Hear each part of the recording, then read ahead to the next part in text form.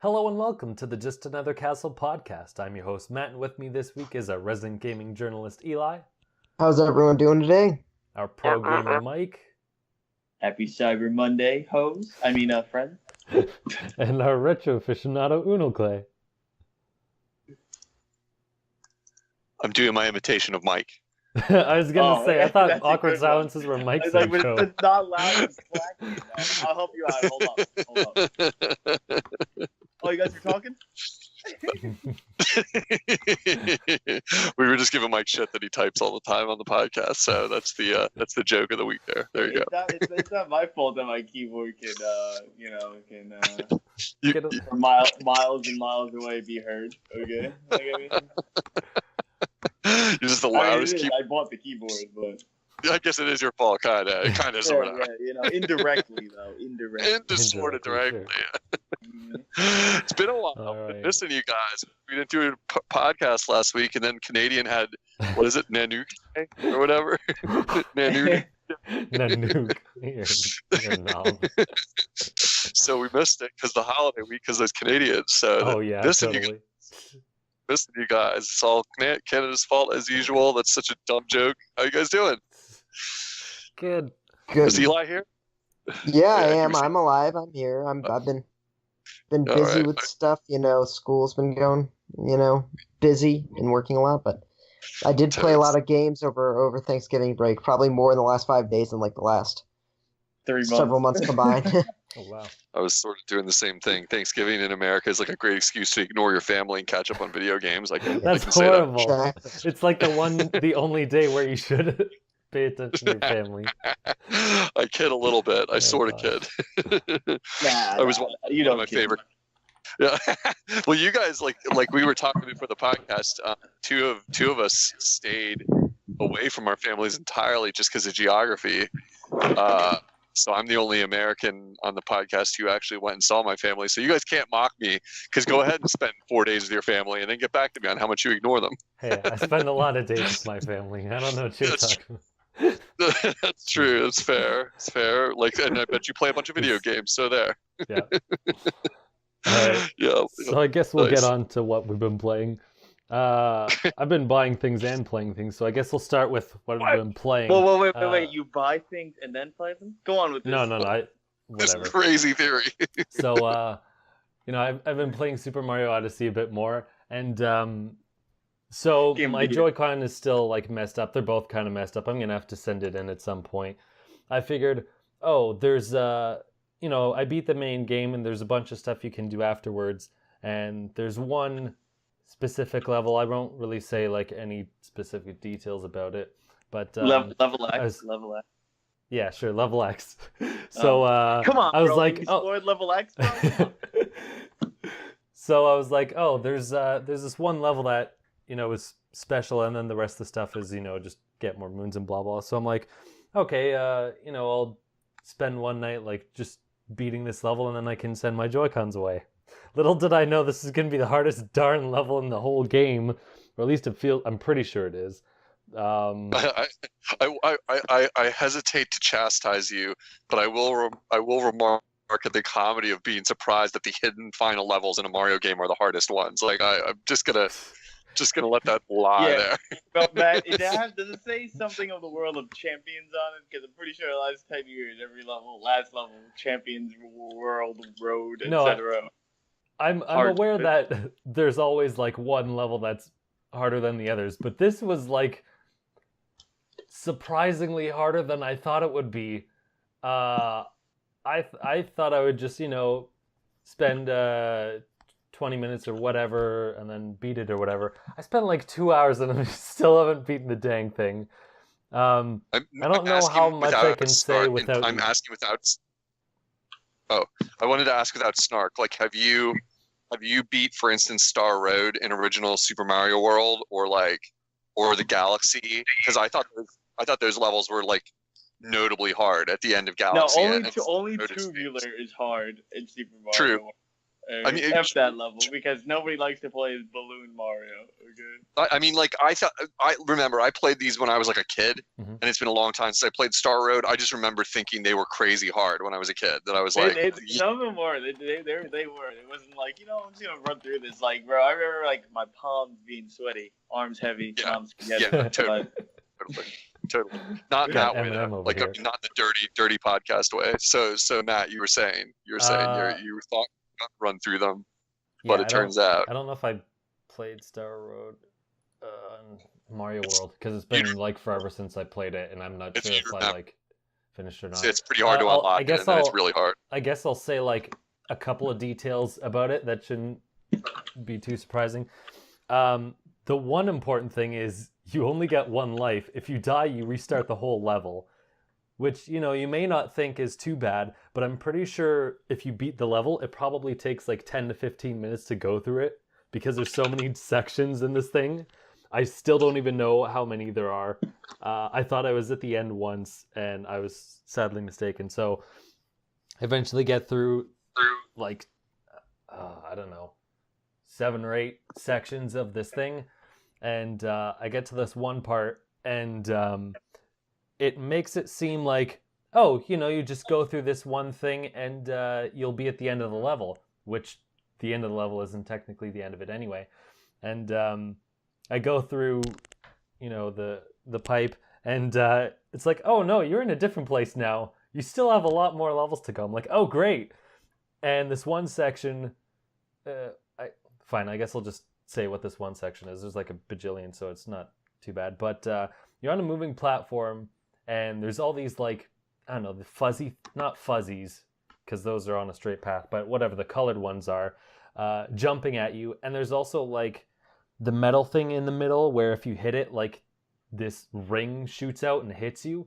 And I only had like 1 unit of health, and I'm trying to narrowly like run around this thing, kill these dumb enemies because they just keep flooding on you, without hitting the thing in the middle. And of course I make it like for 10 seconds, hit the thing in the middle, instantly die because there's like no room to move.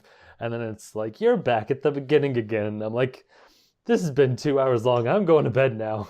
Goodbye, game. Maybe another time. Yeah. Maybe I'll just send my Joy-Cons in and then like try again when I'm not like more on edge, because I feel like the controls are going to screw up at some random point. But notwithstanding, it was already like hard. I'm like, holy shoot. So we should reiterate the like whole thing about the Joy-Cons. Like, I mean, the thing with the Joy-Cons is that people, if you have a launch day system, send it sooner than later, because you still have a free repair, and it only takes like 4 or 5 days, and it's free. They send you a mailing label. Send in your Joy-Con if you're having issues, because I did mine. It's perfectly fixed now, and it took like about a week total turnaround, like, to get it back. So Matt, yes, do that, and then get back to Odyssey, because I don't want to hear it next year when you're like, no, bro, I was either Joy-Con don't work. No, I was thinking of either at the end of this level in Odyssey, or when I get my Pro Controller, which should be in December. Either or. I have until like next summer or whatever, because I didn't buy it until then. But I did buy some stuff. On Black Friday, I got like an SD card. I got Super Bomberman R, because it was down to like $40, so that'll be cool. Cool. I got Dishonored 2 because I got a PS4 finally. What? So yeah. What? Matt's in the money. What's going on over? So it was down like $100. Dropping that cash. Yeah, it was down like $100, and then there was no taxes at the store I work at, and on top of that, I also had like an employee discount, so I got like $140 off of it, and I was probably gonna buy it next year, like alongside Spider-Man anyway. So I'm like, I might as well get it now, because I don't think I'll get it that cheap later.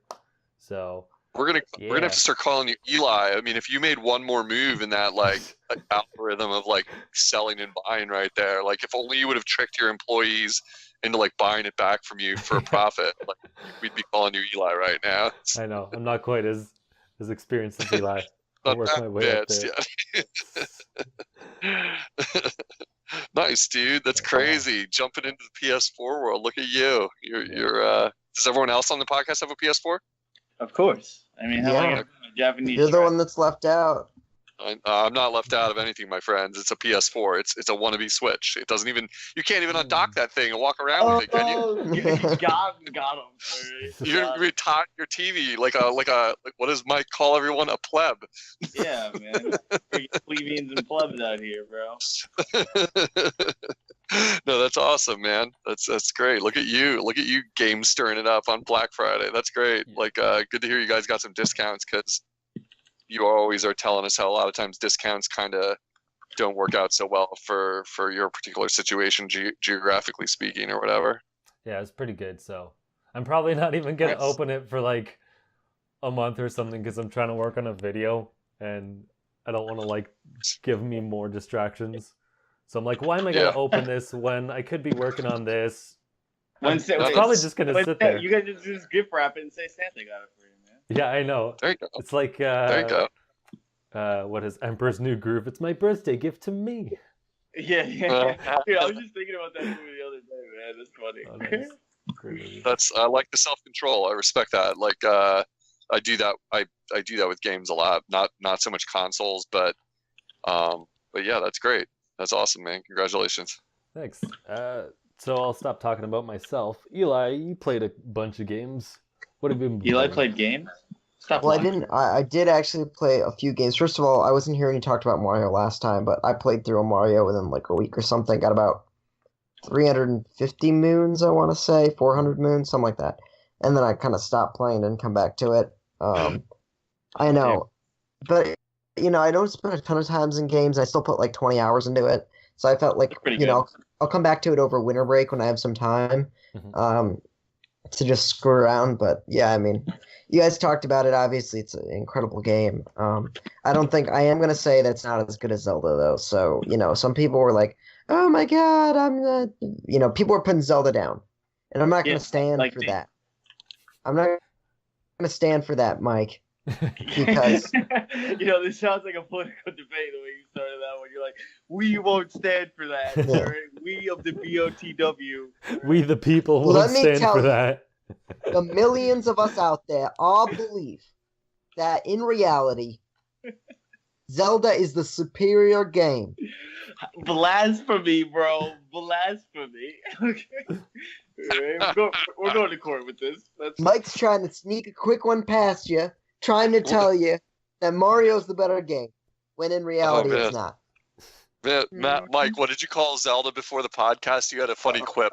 It was too. I can't remember. It's like Stench of the Wild. Yeah. Stench of the Wild. That's what you said. Stench of the Wild. Right? Garbage of the Wind. Something like that. I don't know what the kids call it these days, man. But Anyway. Sorry, Eli. No, you're good. So I won't talk a ton about that. I did play like maybe 5 to 8 hours of Stardew Valley though, which is like, I guess, like an 8-bit version or 16-bit version of whatchamacallit, of Harvest Moon. Yeah. It's real fun. Right.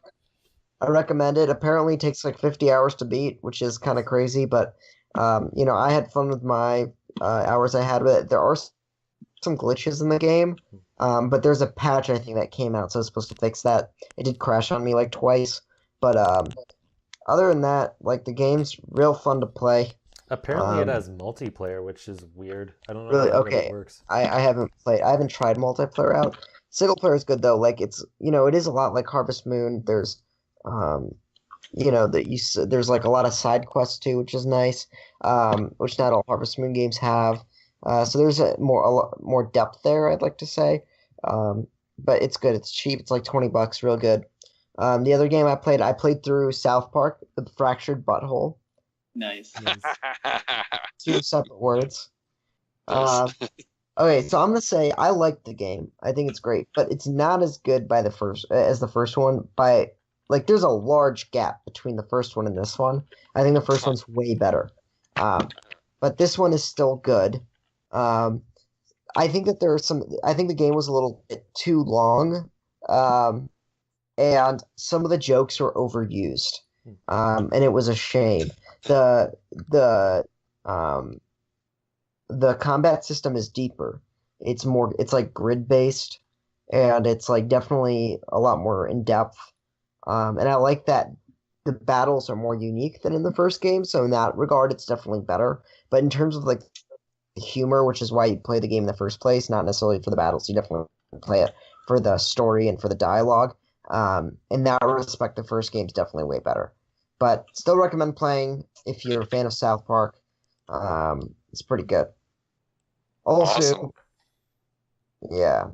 Also, what did I do? I played like 1 hour of Wolfenstein, and so far it's pretty good. But I can't really say more because I've only played like an hour of it. Yeah. I bought a lot. The problem is I've just been buying so many games. Bought 7 games on Black Friday, $140 or something. Oh my god! I just go crazy. I'm not good at this. I mean, you are the buying guy. You are the shopper guy, right? It's robot guy. Especially when I see the games a deal, on sale. I can't help it. You know? Oh my, yeah, it's problematic. And then I never play them. And the big thing is, I work right now probably like 30 hours a week. So, and plus I go to school full time. So I just wind up with like large paychecks and not enough time to play the games because I'm too busy working. Yeah. And so it's just like, well, why not buy the games? I have money for it. Oh my god! When they're only, especially on Black Friday, when they're like $20 a piece or whatever. So you just like walk by the box. You're like, that's a good-looking game. You just walk by. This is the moment as the adult in the room that I got to jump in and say everything you said about having a lot of money and no time is exactly like being adult, except not about having all that money part. Yeah. You work all the time and the money. And not just that. I also have a girlfriend now, if you can believe it. That's awesome. I see you, girl. Look at that. But thankfully, so I've actually I played through part of South Park, probably like half of it with her, watching, which was nice because I'm like, listen, I'm not gonna stop playing video games, and so she was like, okay, I'll watch. Like I put my foot down. Yeah, nice dude. Lay the ground. That foot down.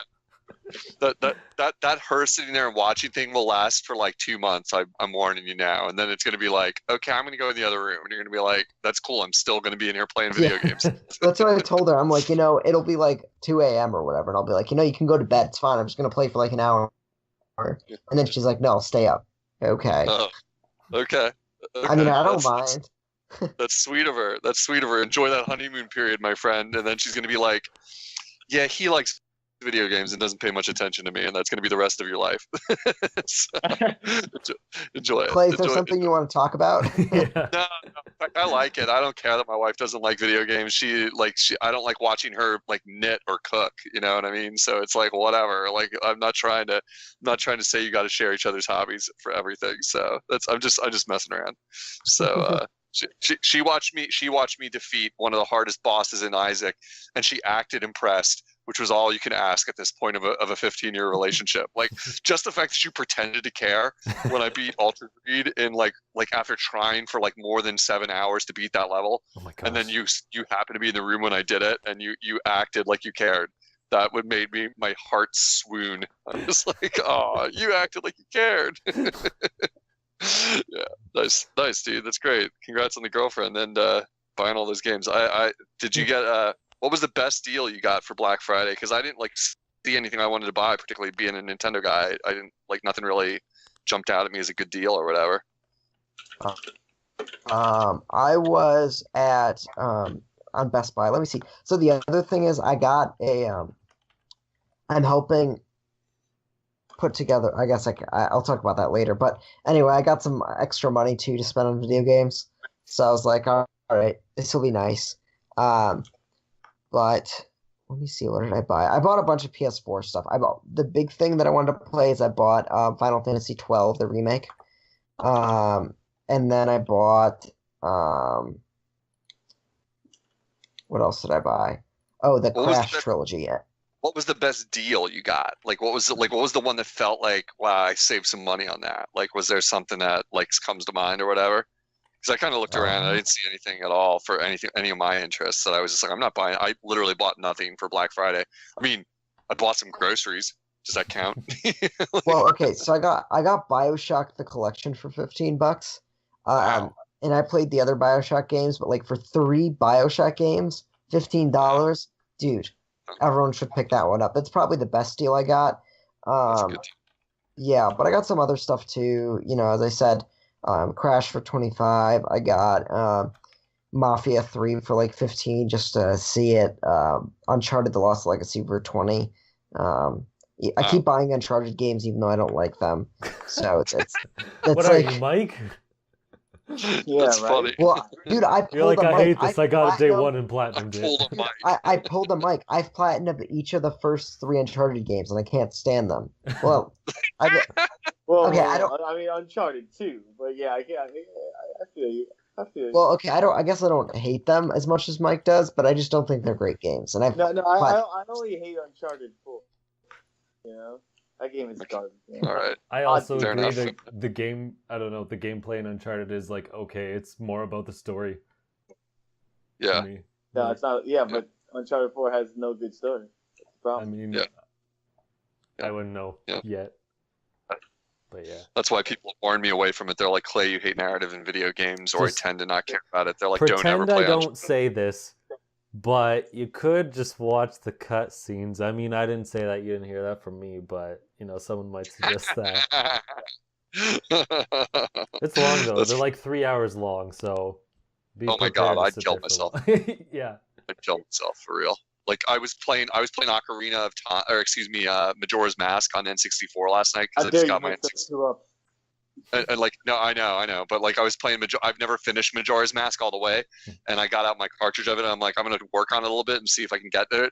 And I forgot it has unskippable cutscenes, and it's just like I couldn't believe it. I'm like sitting there like pressing every button on an N64 controller, which mind you takes like 5 minutes, and you're like, okay, I'm gonna press all 19 of these buttons, and like none of them do anything. And then it was like, oh man, like I know, I mean, those are only like 1 minute long cutscenes at the outset of the game, and I'm still like, I don't care. Let's get back to the game. You're playing on the N64 though, right? You want to play on? Not the new one. I know I know. I'm putting in some time here, but anyhow, I didn't mean to interrupt. That's Uncharted has always sounded like yuck to me. I'm like, that sounds like the worst idea ever. Like a movie as a video game. No, thank you. I'll go watch Indiana Jones. That's cool. That's pretty much what it is. yeah, that's what my friend told me. Anyhow, sorry, let me interrupt. But, well, who's up next? What's the next? That ends your end, Eli, I guess? Yeah, that ends you. Yeah, I'm done. Yeah, okay, cool. I'm passing the baton. All right, passing over Mike. Mike, you better catch it. You're going to drop it. And you dropped it. And he disconnected. Busy clicking your keyboard. Yeah, what's up? Am I up? The legend up? You're up. Right. Would you play, fool? Well, I've been playing that young game of the year, Odyssey. All right, just letting you guys know. Straight game of the year. Game of the year for real. Yeah. So I was like, you know what? Wrong. I'm home alone on Thanksgiving. Wrong. Because I'm in California. Wrong. Shocking. Hey, when did Trump start cutting in here? Why do I hear wrong every 3 seconds? But so I popped that bad boy in, and I was like, holy crap, this game's good. About 3 seconds in. All right. 3 seconds. But, all right. So here, I'm only going to really talk about that game. So my comparisons to every other 3D Mario is super mega fast in this game, dude. Like, he is so fast. It's insane. All right. So I don't know what, Nintendo's trying to do with new Mario. I like it, actually. I don't like his little roll thing. I don't think that's useful. I'm not as impressed with the 3D world aspect as Super Mario 64 still did it better, and you could swim better in Mario 64, which is kind of shocking considering they had nothing to base that off. Yeah, you could fast swim, but I find water levels to be kind of annoying. They kind of made it like a Super Mario World kind of water swim, rather than anything else. So it's just like you have Mario like kind of like you have him kind of like he kind of hovers in air, swim, but yeah, it's very slow and not kind of annoying to be honest. But other than that, I mean, he controls well. I love the worlds. I think like it's just fun in itself. I think the brochure thing for the maps is the coolest thing ever. Like it's really unique. Let's see. Other than that, I play with the Joy-Cons. I don't play with Pro Controller. I think camera control is not that bad. but it could be better. I'm not too impressed by it. I don't know if it's like hypersensitive or like it just doesn't follow you as much as tracking wise. Because sometimes, dude, I'll be doing some of the platform stuff, and then like my depth perception will be like way off, or like the camera won't switch for me. And because Mario's so fast, it's actually really hard to go in a straight line in this game versus like 64 and Sunshine. Galaxy didn't really need to because they had like that weird gravity spherical or kind of like, you know what I mean, like that. I don't know how to call it. Gravitational pull. Yeah. So like you, even though you'd be jumping, you know what I mean, like you'd still be like the world was still spherical, so it wasn't like you really had to walk in a straight line. But it is like when I get a speed flower in Odyssey, dude, I'm like, oh my god, like it's literally all my focus to go straight. All right, like you just push forward and then let go. And then it does the rest for you. Right? It's like super just hard. Don't to, touch like, it. I'm like, oh god, like I'm doing the biggest S's. I'm not gonna lie, trace walking is the funnest game I've ever done, even though it's stupid. It's like it's Mario Party stupid, so it's fun. Okay. But other than that, I think the game looks gorgeous. It runs gorgeous. I've actually only played it docked. I haven't played it handheld. And the capture technique is it's all right. Wall jumping is not as good as Mario 64, but other than that, man, I think it's a good mix. It's like 3D World in a 3D world. You know what I mean? Like not Super Mario 3D World. That has to be a box art quote. It's 3D World in a 3D world. It's kind of hard to say, but it's like it's Super Mario 3D World. It's like that kind of controls with a little capture aspect. Like capture kind of reminds me of like a nerfed Galaxy spin, which was like super OP. Like that spin used to be, it was like literally like half a jump, right? You're like, oh, I'm gonna fall, jump, spin, hit a wall, do another spin. I'm fine. I'll never fall. And then I like the costumes, but I only rock one costume: backwards hat Mario with lab coat. I think that one looks pretty fresh. Yeah, that's what I've been playing though. Nice fashion tips from Mike. I'm jealous. I did buy Pokemon's Ultra Sun. Gonna give it one last chance because I never played my son. And then I picked up Game of the Year Mario Party Top 100. So I haven't played it yet though, but it's gonna be the Game of the Year. You'll hear my angry rants when I'm gonna play it on Christmas because I got 2 copies of it, one for me and my brother. So I'm gonna tell. But you don't get ready need for 2 a full copies. list of 99 complaints. Okay. Wow. I'm jealous. I still haven't allowed myself the luxury of getting this young Mario game, so I've been like, yeah, man. You're playing your Zelda. I might go back to Zelda or whatever, in December when the DLC drops. Yep. And if it's even worse than I remember, I don't know what's gonna happen. Oh boy. I mean, I did meet one other person who doesn't think it's Game of the Year for Zelda, like a friend of mine who just thinks he's done with the Zelda series. He's like, it's not the game, it's me. A little different than your critique, you know what I mean? But it's all good. So, that's what it is. That's what it is. Nice. Right. Yeah, I haven't played the video game yet. What was that, Matt? I was going to say, does anyone think Odyssey is better than 64? Because people have been... No. Huh. Yeah, I'm curious to see what I think when I play it. Odyssey. Yeah. I'm curious, but the thing is, though, the more I think about it, like, it's just crazy how good 64 is, and being the first. Like, I don't want to be like, oh, it's so good because it's the first. It's not bad, but it's very hard. Like, when I look at it and I go, like, wow, they did this better in 64. Like, dude, I'm comparing a game from '96, and I'm like, nah, this is better. Like, and like that's strange. Like. I mean, remember, 64 didn't have anybody that base their game off, right? They're like, let's do it. Or, like, they did it themselves. So that makes that, like, even cooler in itself. And now they have games like, this is like 64. This is like this. I don't like the world thing where it's like, you could always go back, but the world, it's like a world selection thing. It's like all hub worlds. You know what I mean? That's the best way I could say it. It's like you're playing all hub worlds with all green stars, Galaxy 2 style. Instead of, like, Mario 1, you were doing missions, but you could always accidentally do the other mission, and then you had your hub world, which also had stars. Mm-hmm. That's what made Galaxy cool. Like I don't know. Like right now, this is a really tough decision between Galaxy 1 and Odyssey. But at the same time, the way I'm looking at it is like they're both very good games. So I'm not even like, man, Galaxy's better at this. Like I'd have to replay Galaxy 1 to get a true comparison between the two. So. Nice. Yeah, I don't think it dethrones it for me either, but it is still up there. But But you know what though? I still think it's amazing. I think it's way better than Sunshine. Like way better. So interesting. And Bowser's he's got a good haircut. Honestly, if you haven't seen his haircut, So, and that's a number one reason. That's what I look for in my games. Yo, he's so groomed, dude. It's mega fresh. Matt, have you used any amiibos yet? I haven't.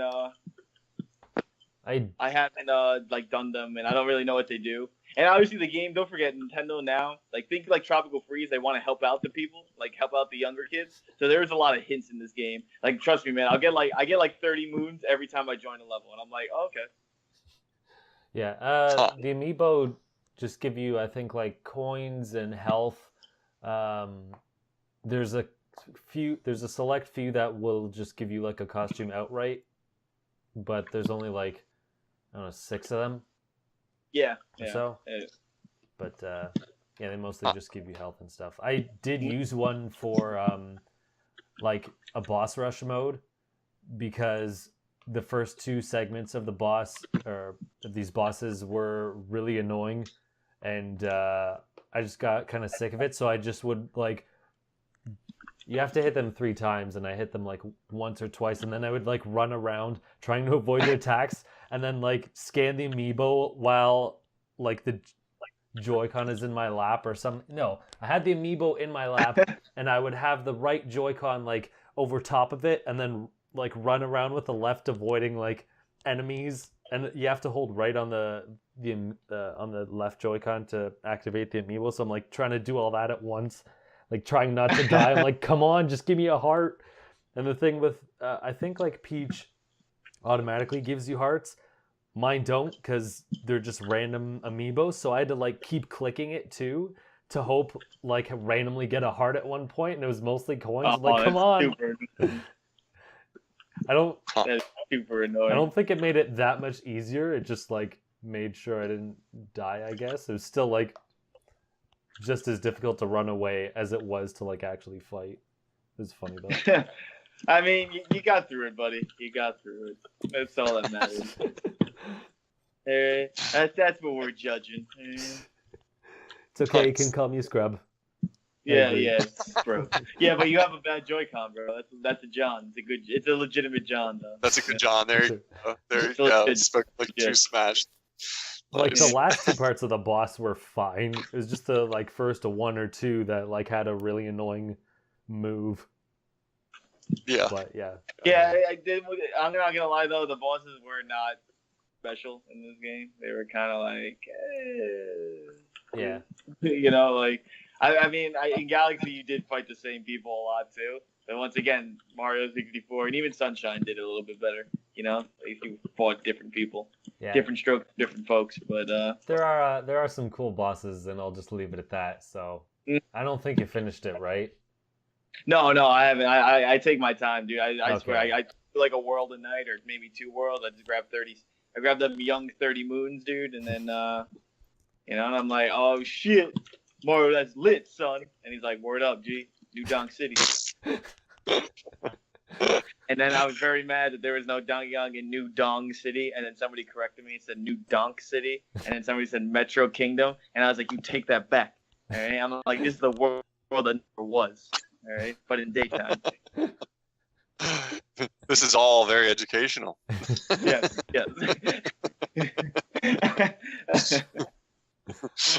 I'm feeling smarter by the moment. There you go. Yo, what's up? Good What's stuff. next? What's next? All right, Unoclay, what have you been playing besides The Binding of Isaac, which I'm pretty sure you play like every other day at this point? Covered that one, right? Long story short, I got 2 new games, not for any kind of deal like you guys. Oh, nice. Not smart like that. I'm not young and fresh like Mike. I'm not all whatever the rest of you guys are. No, but picked up Rocket League for Switch, and the game is great. Like the whole world already knows, it's awesome. It's got crossplay because I know I've been trying to schedule some time to play with other friends. I might actually be doing that tonight.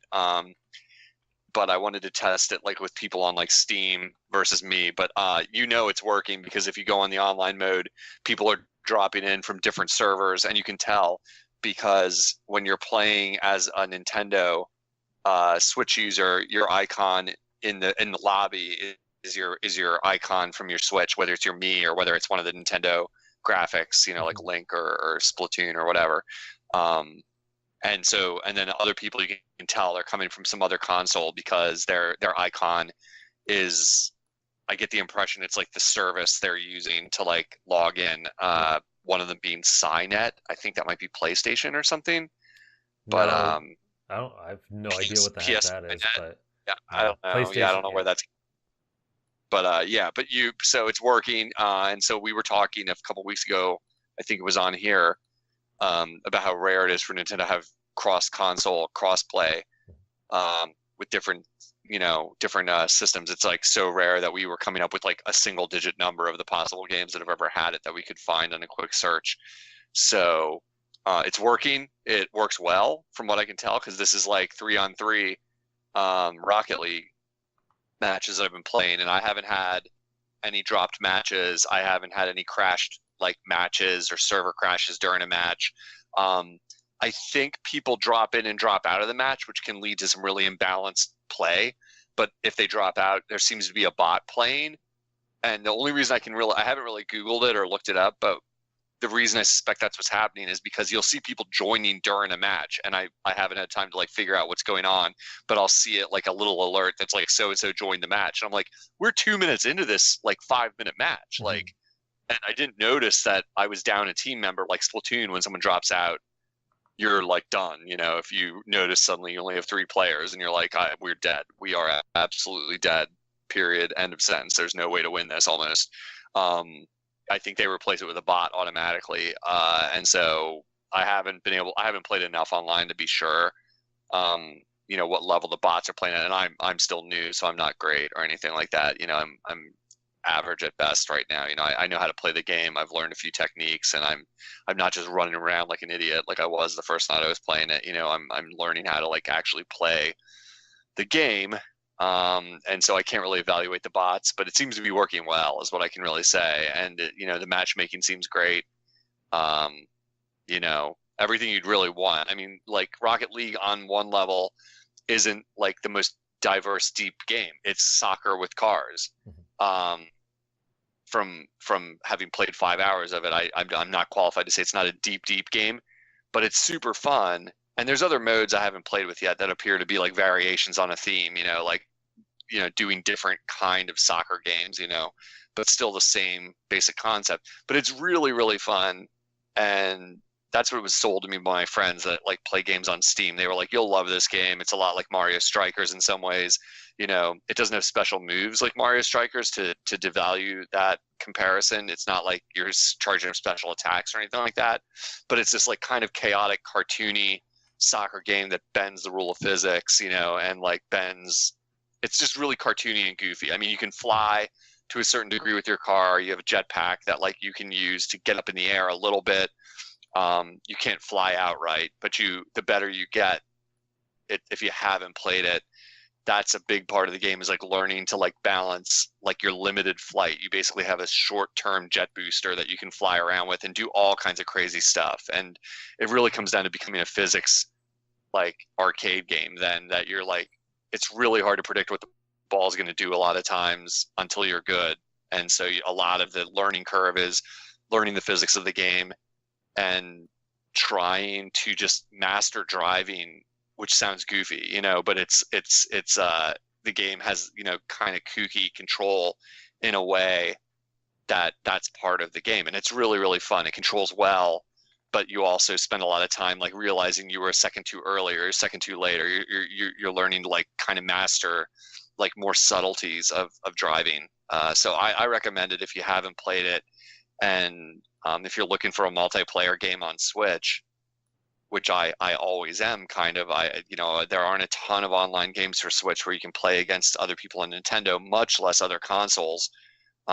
It's really worth the $20. I've had easily $20 worth of fun with it in about 5 hours I've played. And now that I have about 3 friends that have picked it up, I'm looking forward to like getting some online matches matches going and like learning, like trying to do some squad work, where we're like working together as a team and, doing all that kind of thing, sort of Splatoon style, How many only people with are on a team? Is it I like think it 6 or depends. something?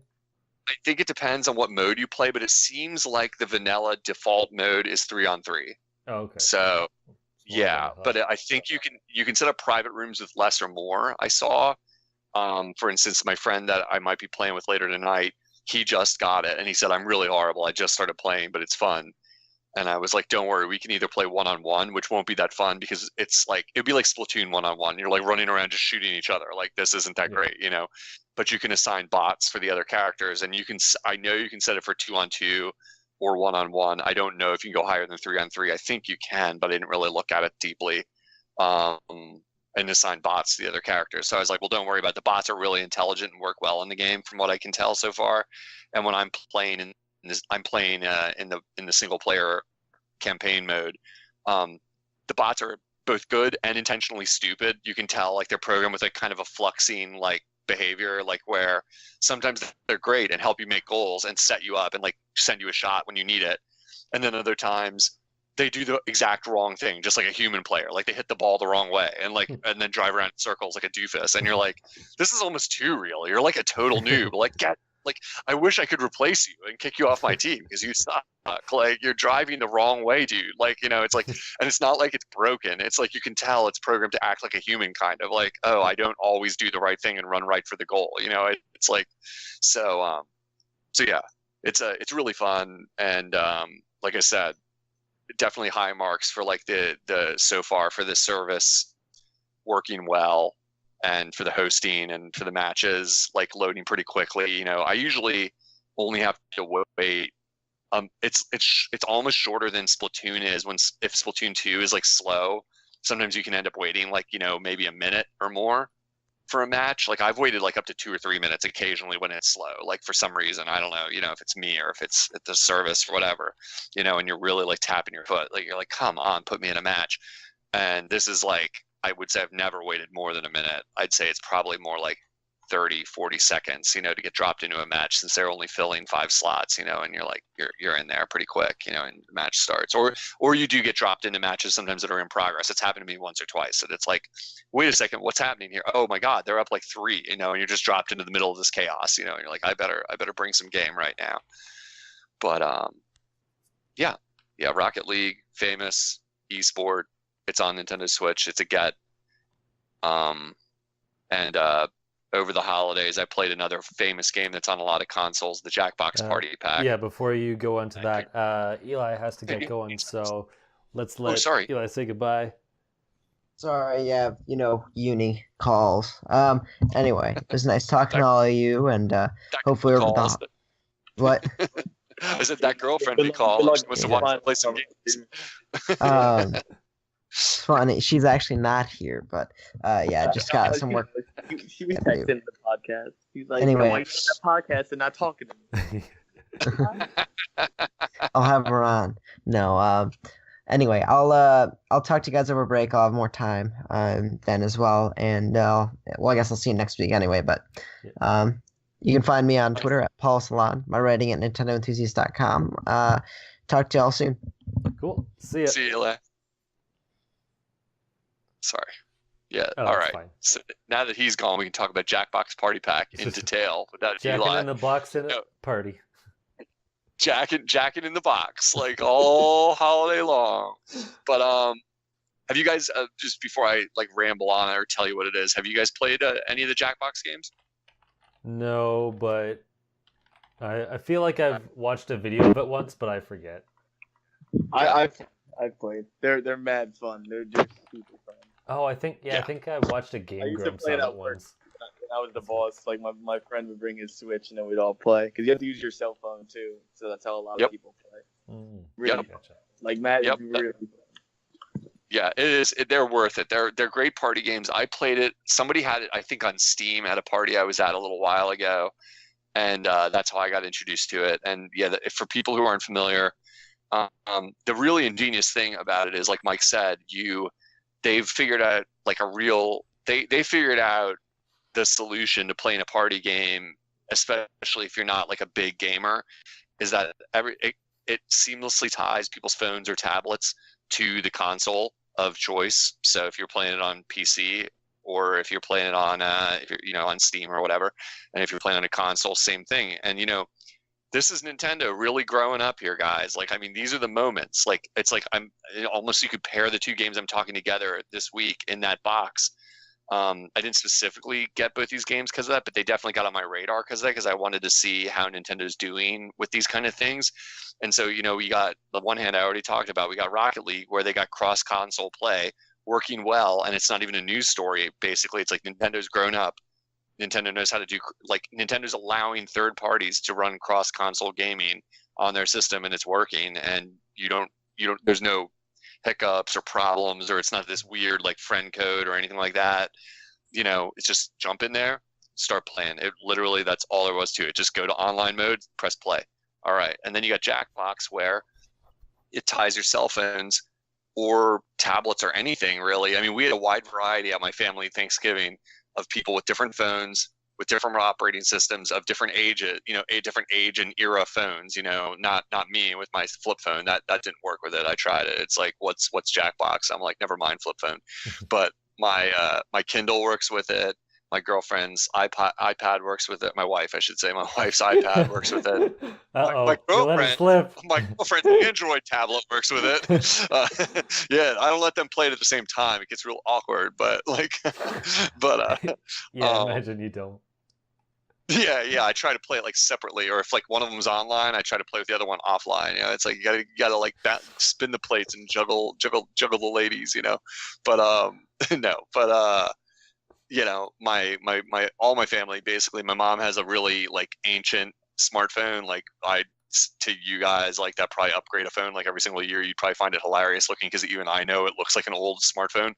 And everybody was able to get on there. And for the record, almost everyone in the room, especially the one that I'm thinking of, none of them like are gamers in any sense. Like, my brother knows how to play like N64, like that's where he about cut off, on video games, and it's like, and everyone like could get into it, get their phone tied in really quickly. It basically, like, real summary nutshell, it's like you load the game on your Switch.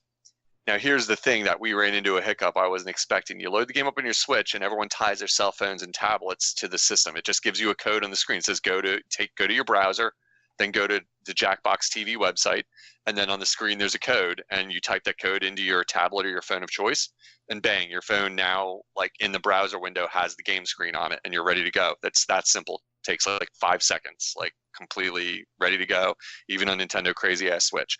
But here's the thing, I didn't think of this, and I was the one setting it up. You can't use the Switch as one of those tablets, because it's got to be in the dock to be on the TV. So I ran into that. I was like, wait, comically, I'm the one who set up the game, and I'm not going to have anything to play on. Like, I'm sitting here like, oh, I was thinking I'd play on the Switch while the rest of you, oh, wait a second, this isn't Wii U. Yeah. Uh-oh. Like, comical moment of it not being Wii U, and realizing Wii U had one thing over Switch, is that you could play it when it wasn't in the dock. You know what I mean? Like, your Wii U covered in dust is like looking back at you. It's like, see, you miss me. Yep. You're like, no, I don't. Shut up, get in the closet. Yeah, there was this moment, like, it was like Wii U beats you here, Switch, because you can't have the screen do double duty in that situation. It was all good because we had an extra iPad laying around, like modern rich ass people that we live in this world now, like that somebody had an extra iPad, so it was like, all right, we're back online here. But it's worth keeping that in mind if you're setting this up. You're gonna need a tablet, even for you, the Switch owner, that, like, in order to get it running. But other than that hiccup, it's super mad fun. I had done some reading online before I purchased, because they were a little pricey. It was $25 in the eShop to get one of the Jackbox party packs. Mm-hmm. I did a bunch of like quick internet reading, and people seem to be all agreeing that Jackbox Party Pack 1, the very first one, is the best one. And that turned out to be the one I'd played at a party before with people. And they're real simple party games. Again, I emphasize, my parents are not gamesters. They're not like at all into games. I mean, in any way. Like, and they thought they were initially skeptical, and after 5 minutes they were having like a blast and like laughing out loud, because the games are simple as like the one's kind of a Pictionary game where you all get assigned to draw something, and then you have to draw it the best you can, and then everyone else has to sit there and guess and make fun of your drawing, like what it is, and then there's then you all vote on like what the real answer was, and then you get points if your drawing was good enough, people guessed it, or whatever, that kind of thing. Real simple to learn. It's got a kind of funny scoring mechanic, so you get points if you lie the best and you make up a funny title. Like say my drawing is car, and I have to draw a car, but I'm horrible at drawing and it looks more like a monkey. And then, so I'm not getting any votes, but then my brother over there is like, it looks like Donkey Kong, and he puts that in, or something pornographic or anything at all. He types in something goofy and everyone votes for his answer. Now he gets tons of points because his answer was funny enough to get the points. So even if you suck at drawing, you kind of like can rake up some points if you're a comedian, so there's a place for everybody. My dad sucks at drawing, and he would sit there and just like write something controversial, so we'd vote for it just because we knew it was my dad, like just to give him some points or whatever. But and there's games that are like guess the lie, or you put in lie, you type in lies, and then everyone has to guess which is the truth or which is the lie on the screen and things like that. It's real fun, simple party games. The TV acting as your hub, and everybody can have their little phone out, so a modern person feels really good because they don't have to put their phone away. They can just like sit there and act like like everyone does these days, just play with your phone and don't interact with anybody else, but actually you are interacting with other people. So yeah, it was super fun. I highly recommend it. I mean, I think they're a little high priced. I mean, you do get 5 games in Jackbox One, so it's like $5 a game, but there's no way to buy it a la carte. Like you have to buy the box. Like you can't just buy the ones you want, like the drawing game or the lying game, or we played the other ones and they're all fun. Like we played 4 out of the 5 games in the box by the end of the weekend, and it was good. And I is it worth $25? It's like one of those things. Like I'm like, it's a little overpriced. You just want to grind your teeth a little bit. You're like it should be like $19.99, and you wouldn't really say much. You'd be like, yes, it's like they're getting you because they know you want it because you've seen it at someone else's house, just like I did. They also know that if they sold it a la carte and you bought one, you'd probably get bored of it and like not buy the others anyway. So yeah, totally. I mean, and I should clarify, I keep saying Jackbox, like it's not a physical box, it's an online game. Like they just call it a box, so I got in the habit of doing that. Like it's like, it's a box of games, a virtual box of games. But yeah, I agree, Matt. Like I think they know they can kind of like charge a lot. They're definitely filling out the package with 1 or 2 that are so simple that you could build this game in a browser. The lying game. One of them is really fun. It's super fun. I'm not saying it's not fun. It's literally a game of like guess which is the fake news headline. And it's just like, it just throws out headlines at you like rapid fire, and you have to guess truth or lie. That's the whole game. And you all sit there and vote on your phone. And if you guessed right, you get points. And if you guessed wrong, you don't get points. But it's funny, and it's fun as heck because you're all laughing out loud because it's really ridiculous stuff. It's like news of the weird, just like being thrown at you like rapid fire, and then lots of lies that like you think are true, and then it's like, you're an idiot. Like that's not true. That could never be possible or whatever. But I mean, you could literally build that game in a browser window, and I bet it costs them almost nothing to develop.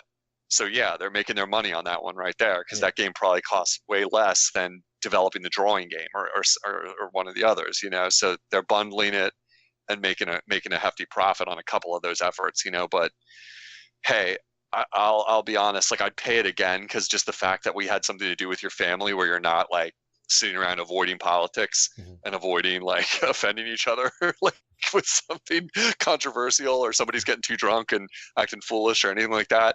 Just that alone made it fun. And like literally my family was like, oh, it's going to be super fun at Christmas so we can play that again with everybody. And I was like, see, it was worth it. It was worth $25 in the end. So yeah, recommended. I'd say, you can find it cheaper on Steam if you have that hooked to your TV somehow.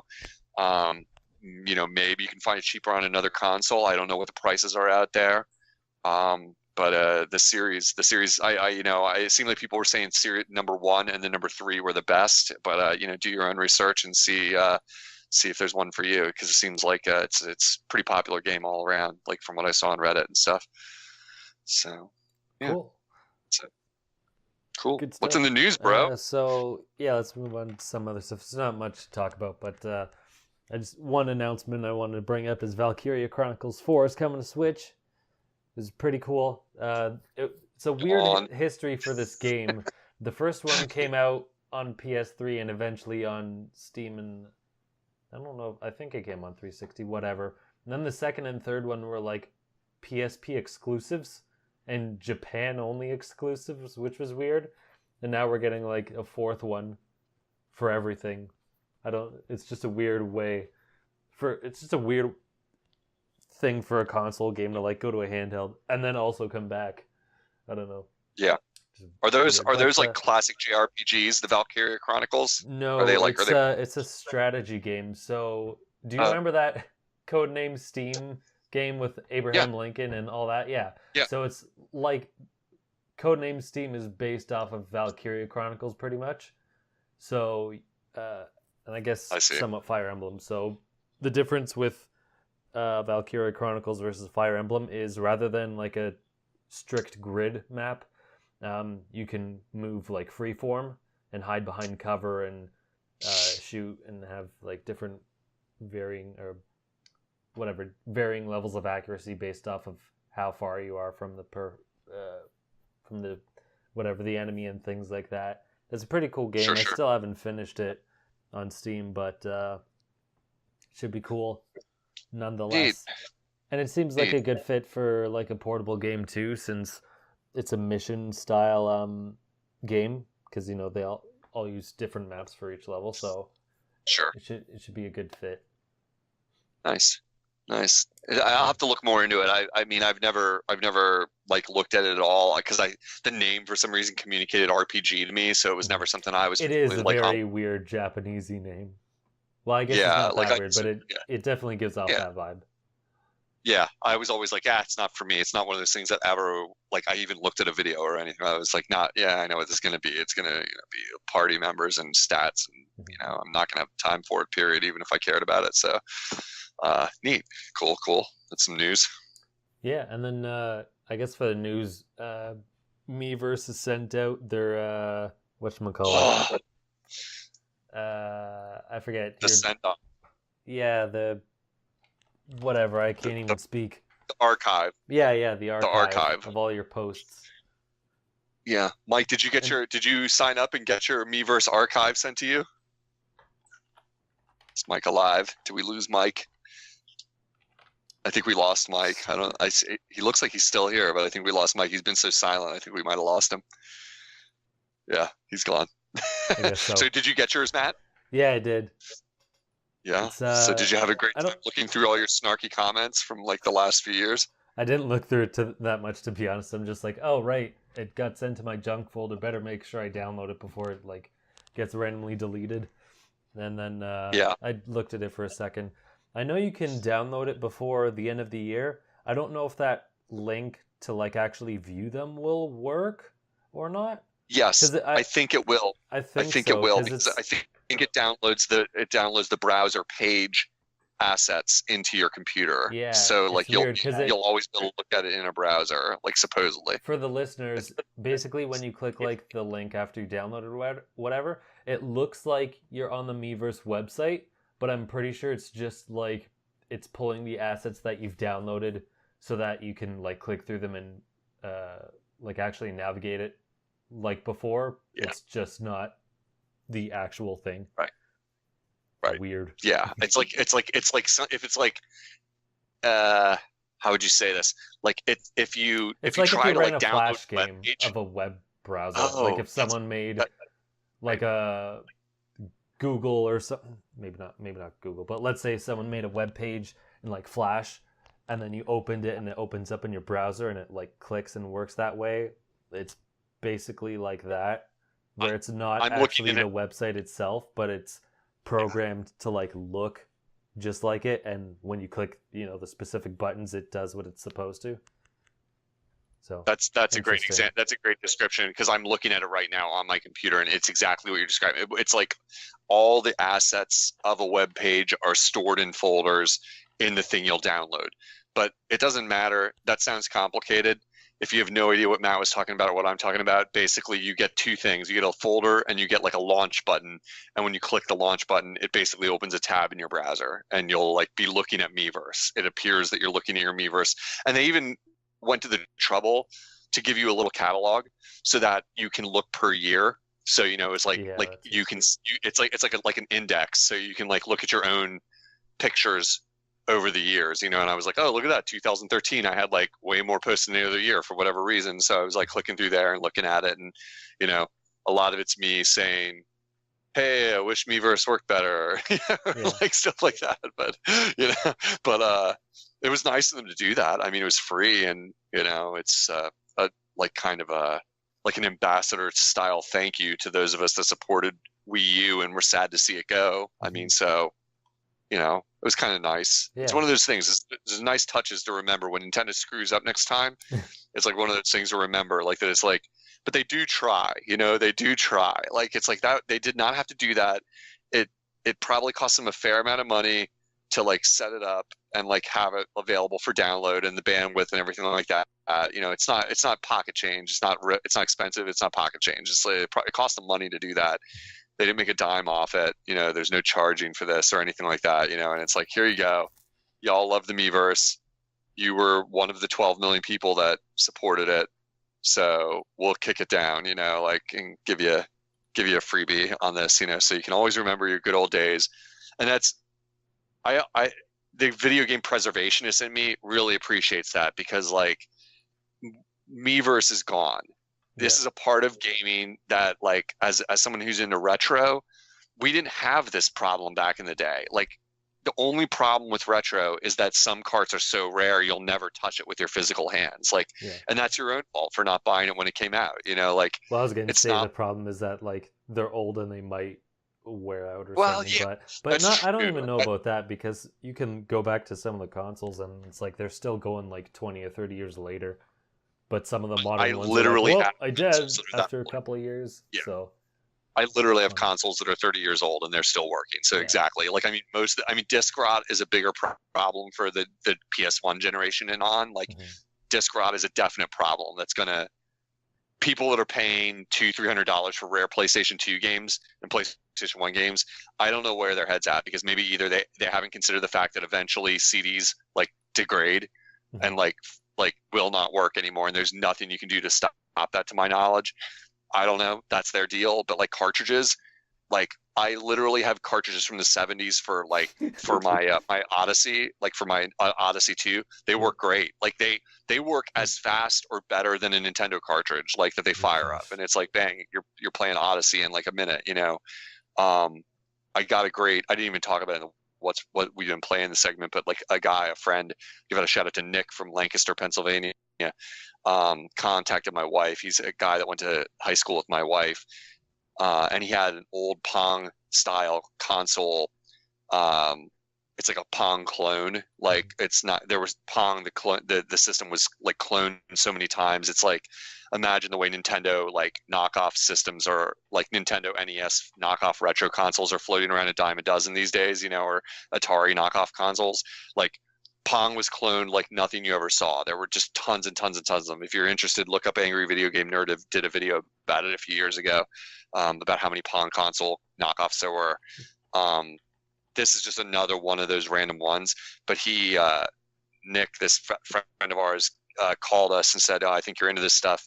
Would you want it? I'm like, I definitely would want it. I never owned one. In fact, I never, it's even older than me. So I never had a Pong knockoff. And I went and got it, brought it home. The freaking thing works. And it's from 1970. I think it's from 1972 or 3 or something like that. And it works. Like, it's like, I put batteries in it and bloop, bloop, bloop, bloop, bloop, bloop, bloop. It's running. Yeah, it's a console that runs on batteries for starters. Yes. True. You know, and like, and the only problem is that, you know, hooking it to a TV is a little onerous, but it's not that bad. So it's and you got to think that's worse for a console that runs on batteries, because those springs can rust, especially if you leave like batteries in there for like a year. It's like whatever device it is dead because the battery leaked. Absolutely, and I was half expecting that when I opened it up. Honestly, I was like, I held my breath and said, "Please no batteries, please no batteries." Like literally, as I opened it, I was saying that to myself because I was like, it's going to be dead, because he gave it to us on the condition. He's like, I haven't tested it. I haven't even looked at it.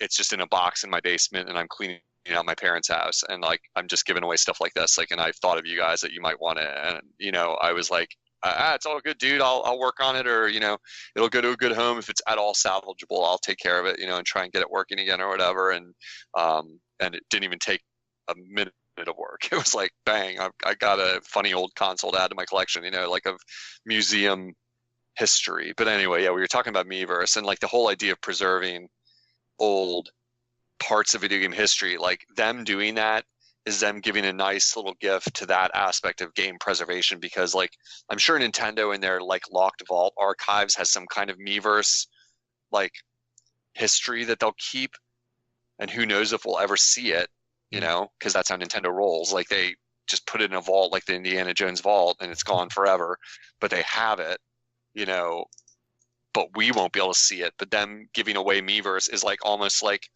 giving the history out to everyone, so that if we wanted to, we could. I'm sure somebody is, maybe on Reddit, or who knows, someone is already making a place to like post your Miiverse, so we can archive it, or something. Like all of us together can archive Miiverse, out there. I should look into that, in fact, now that I think about it. But yeah, I don't know.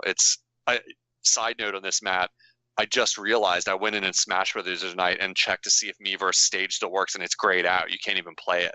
It's not even like, it's not even like the stage still works, like that you can play on it with no comments popping up. It's just gone. It's just like Miiverse stage is gone. Like you can see it, but it's not playable. Yeah. That's weird, because all it is like a Battlefield clone. Yeah. So they could have just took the images out, but I guess. Whatever. I've seen it do that before. The exact same thing with Miiverse, if your console wasn't online. Yeah. Like one night my console out in the backyard and had backyard Smash night with the TV out in the yard and stuff, and Miiverse was grayed out, like the exact same way. It was like because I was offline, and it's like all I can think is the same thing I put out there before. I wish when they release it for Switch that maybe they would have a best of Miiverse like stage, have the stage and just have like a couple hundred of like the coolest drawings ever, or something like that cycling through in the background, would be a super, super good way to preserve that stage and preserve the spirit of that thing that now is basically gone. You literally can't play it. So, who knows? But yeah, Miiverse, RIP, man. Did you love Miiverse or what? How did you feel about Miiverse? We never really talked about it much. I don't know. I used it for a bit, but then I just stopped because it took too long to load the app, and I was like, okay, this is getting annoying, and I just didn't bother. I think I might have like searched through it a bit more than posting, or maybe it was the other way. I don't know, but I don't know. It says I kept posting like throughout the years. I don't know. I don't recall how many for each year, but I at least checked in every once in a while. But yeah. If it like loaded faster, I mean, like I think it was still pretty popular as far as the Wii U audiences was concerned, but it probably could have been like better if it actually like loaded decently. I wish I would have known how to search through it better, because when you say that, that's the kind of thing I never knew how to do in it. Like I could felt like all I could do with it was like look at my friends and see what they were posting, and then like if I wanted to click through, I could click through and like see other things they'd posted or whatever, like I could look at my friends, but I never figured out a way to use it like a searchable database. Like it wasn't intuitive. I don't know if I like searched anything, but I like clicked on the forums for the game. Yeah. Or whatever I was playing or whatever.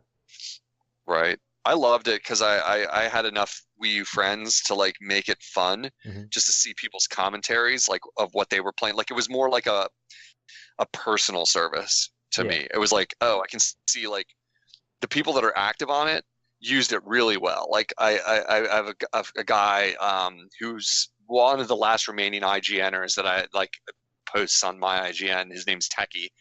He wasn't one of the old school ones to my knowledge, like that I knew from back in the day on my IGN, but he was like a more recent addition where like I started noticing him or talking to him more in the last couple of years, and he made like just incredibly elaborate, still does, I think he's still making Mario Maker get levels, like just insanely difficult, like really well crafted puzzles. Like I would tell him, we would talk back and forth on Miiverse. I'd say, I really love your levels, and some of them I finished a few of them, but dude, you're making like impossibly difficult levels, and it wasn't like janky difficult. Like he was making legitimate levels that were like, it wasn't just like, oh, I tried to make an impossible jump and made it like so hard that you could only do it if you tried 1,000 times. It was more like he's really good at making puzzle levels with like really clever and elaborate Rube Goldberg like clever puzzles that you had to like decipher through a little bit of trial and error. But over time, he was getting better at making it a little less trial and error and just making it hard puzzles that are also difficult levels, you know, where you had to like just really, really doing things with the game that were not obvious, you know. And I really thought it was cool and super fun to play his and things like that, you know, because he would use Miiverse to post when he put up a new level. It was like an ingenious use of Miiverse. You were like, okay, cool. Like I know Techie made a new level. I don't have to go check in on like Mario Maker and like actually load Mario Maker to like find out, you know. It's like I can see it from here. Like every time he makes a new level, like, okay, there's a new one up and things like that, you know. There was really great uses for you know, it's really funny, off topic. Right. Not exactly, but we were just talking about like battery rot inside old consoles. Yeah. And I found one of those retro TV game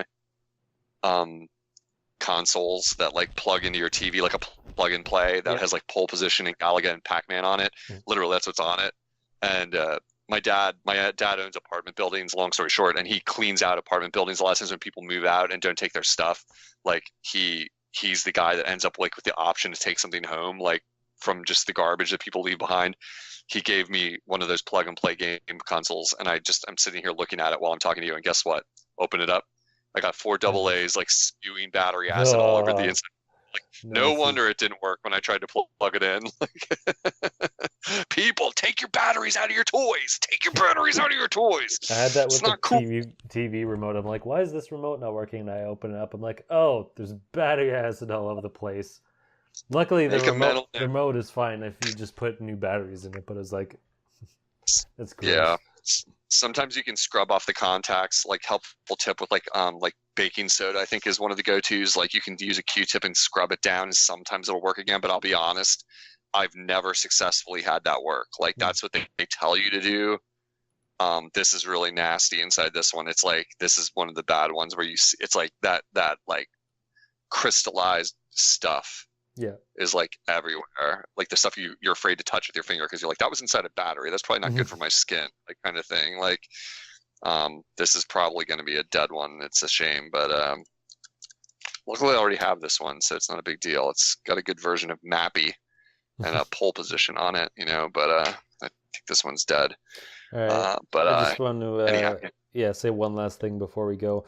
So I was talking earlier about Miiverse about it's not actually the website you're accessing, but it's the files, basically a program running in your browser that looks like it's a website, but just accessing all the pictures. And I know that's true now because I went to the Miiverse website and it's just saying like, you know, this has been closed. You can download your stuff here. And they actually have an image on here that says like, thank you. I think it's Nikki from Swapnote, the me character, or at least it looks similar, the similar haircut. But they have like this Miiverse picture, and it's made up of like, I don't know, thousands of like Miiverse pictures saying like goodbye on Miiverse, like thanks.